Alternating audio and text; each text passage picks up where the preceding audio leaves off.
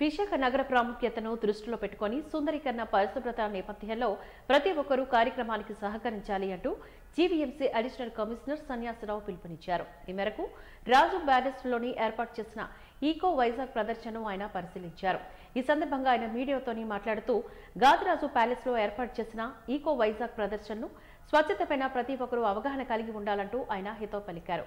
పర్యావరణపైన బాధ్యతగా ఉంటూ పరిసరాలను పరిరక్షించుకుంటూ నగరాన్ని మరింత అభివృద్ధి పనిలో తీసుకెళ్లే బాధ్యత ప్రతి ఒక్కరిపై ఉందని తెలియజేశారు.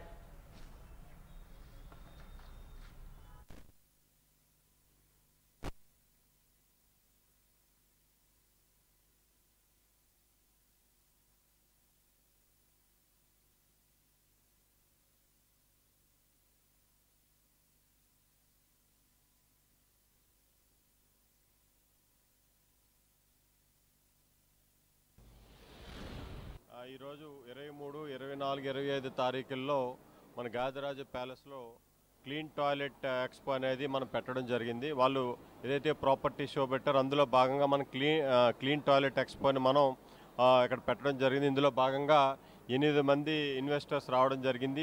అలాగే కొంతమంది ఆర్కిటెక్ట్స్ కూడా ఇందులో వచ్చి వాళ్ళ తాలూకు డిజైన్స్, టాయిలెట్ డిజైన్స్ కానీ, నాప్కిన్ వెండింగ్ మెషిన్స్ కానీ, డైపర్ వెండింగ్ మెషిన్స్ కానీ, ఇన్సినరేటర్స్ కానీ, అదేవిధంగా different models, different toilet models కానీ ఇవన్నీ కూడా డిస్ప్లే చేయడం జరిగింది.